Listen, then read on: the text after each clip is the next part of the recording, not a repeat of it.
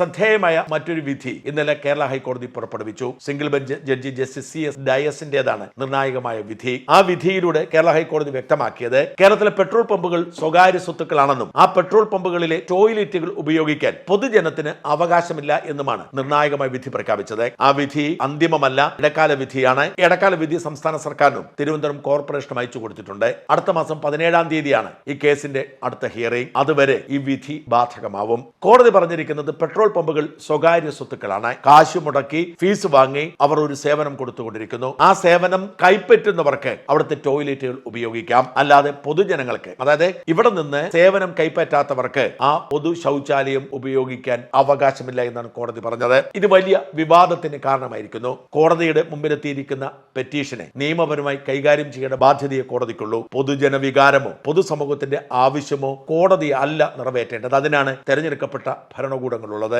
സർക്കാർ ശൗചാലയങ്ങൾ നിർമ്മിക്കണമെങ്കിൽ ലക്ഷക്കണക്കിന് രൂപ ചെലവാകും. അതുകൊണ്ട് തന്നെ പെട്രോൾ പമ്പുകൾ പൊതു ശൗചാലയങ്ങളാക്കുന്നതിൽ തെറ്റൊന്നുമില്ല. ശൗചാലയങ്ങൾ ഉണ്ടാക്കി അത് പരിപാലിക്കുന്ന പെട്രോൾ പമ്പ് ഉടമകൾക്ക് ഫീസ് കൊടുക്കാനുള്ള ബാധ്യത സർക്കാർ ഏറ്റെടുക്കണം. ഇത്തരത്തിലൊരു പരിഹാരവുമില്ലാതെ സുപ്രഭാതത്തിൽ പെട്രോൾ പമ്പ് ഉപഭോക്താക്കൾക്ക് മാത്രമാണ് എന്ന തീരുമാനമെത്തിയാൽ ജനങ്ങൾ എന്തു ചെയ്യും എന്നതിന് ഉത്തരം കൂടി കണ്ടെത്തേണ്ടതുണ്ട്. ഇപ്പോൾ യാത്ര ചെയ്യുന്ന സ്ത്രീകൾ അവരുടെ അന്തിമ ഡെസ്റ്റിനേഷനിൽ എത്തുന്നത് വരെ മുള്ളാൻ സാഹചര്യമില്ലാതെ വിഷമിക്കുകയാണ്. ഹോട്ടലുകളിൽ മറ്റും ഭക്ഷണം കഴിക്കാൻ കയറുമ്പോൾ മാത്രമാണ് അവർ ഇതിന് പരിഹാരം കണ്ടെത്തുന്നത്. ലോകത്തെല്ലായിടത്തുമുള്ള ഈ അടിസ്ഥാന സൗകര്യം നമ്മുടെ നാട്ടിൽ ഉണ്ടാക്കാൻ കഴിയാത്തത് അങ്ങേയറ്റം ഖേദകരമാണ്. ഇതൊക്കെ നടപ്പിലാക്കാനുള്ള ഉത്തരവാദിത്തമാണ് സർക്കാർ ചെയ്യേണ്ടത്. അത് ചെയ്യാതെ പെട്രോൾ പമ്പ് ഉടമകളുടെ തലയിലേക്ക് ഇത്തരം ബാധ്യതകൾ സർക്കാർ അടിച്ചേൽപ്പിക്കുകയും അതിന്റെ പേരിൽ പേനി നടിക്കുകയും ചെയ്യുന്നത് ഉചിതമല്ല.